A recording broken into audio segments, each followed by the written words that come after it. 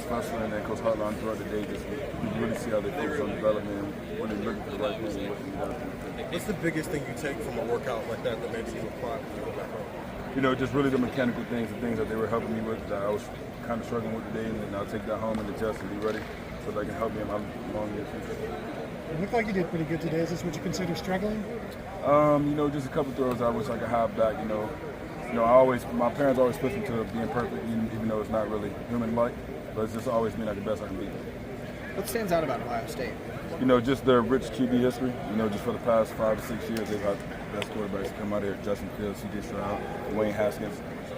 So just the QB development and the quarterbacks they have helped reach to the next level is definitely stand out. Do you have a favorite from that group of? C.J. Stroud, my favorite quarterback. There you go. You had that answer. Just really his story coming up from high school, just being an underrated guy, and then going to the Elite 11, forming the Elite 11, and then coming here, and then I remember watching his story where he said that in the first half of his first start, and he did pretty bad. Checked social media, seeing all the things they were saying. Went out second half and had a great game. So that was my favorite story. Can you identify with that? Because I mean, you didn't say it's a football game. You said it's a story. Do you feel like you identify with something?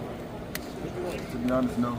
I just think that adversity comes at some point of your career. So just Jaquaden Guilford, the block home, please. Jaquaden Guilford. What's the biggest lesson you learned from your freshman year? My freshman year. So my freshman year, I'm just transferring over to Neimann. Just being able to pick up the game's getting a lot faster. So just being able to play at a higher level.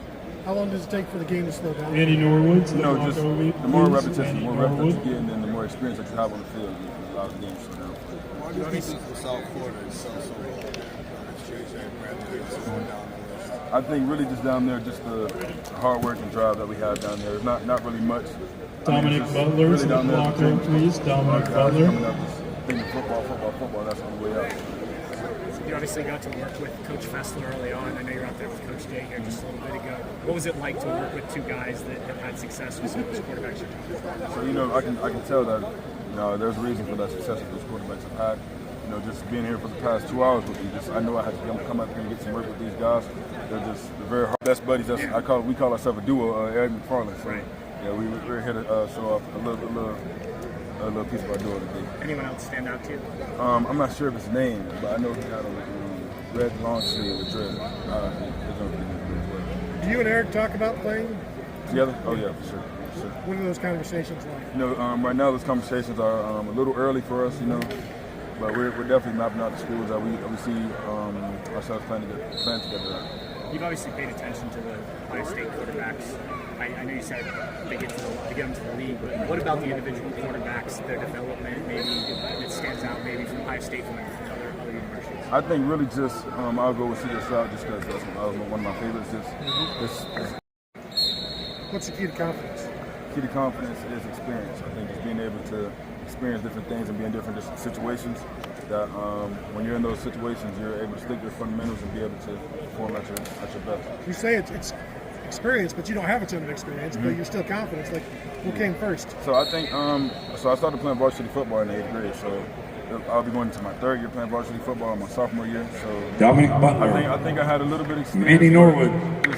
I guess coming up in that environment, like you said, it's the level of talent that's already top notch. So just playing against those top notch guys and then also playing national games, I think it definitely helped me for my confidence. Earlier, Barca. What other camps have you attended? I've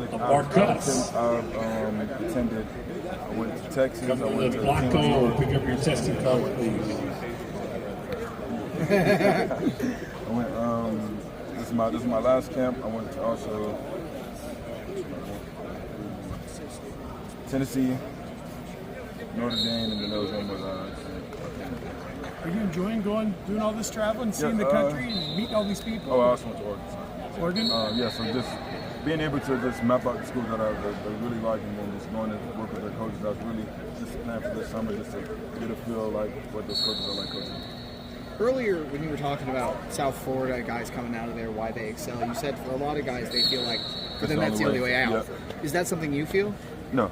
I mean, just being raised with a fortunate household, just my parents have always pushed me, like, if it's not football, I'm still going to college. I'm still going to go to college to be able to do something with my life, just be able to be productive. So at a young age, my mom and both my mom and my dad, they pushed academics on me very hard. So I was going to be in those scholars. You seem like a very grateful guy for that in that background. Sure. I guess what instilled that gratitude in you and that sort of thing? You know, growing up with my parents and then my aunt, you know, I'm very high on respect. Just being in the house with my parents are a little older, so just being in the house with them, just being able to respect my elders and being raised in the right household, I think that's a long way in raising a great child. Good deal. Thank you very much. Thank you. Any other places you're hitting in the next week or so? This is my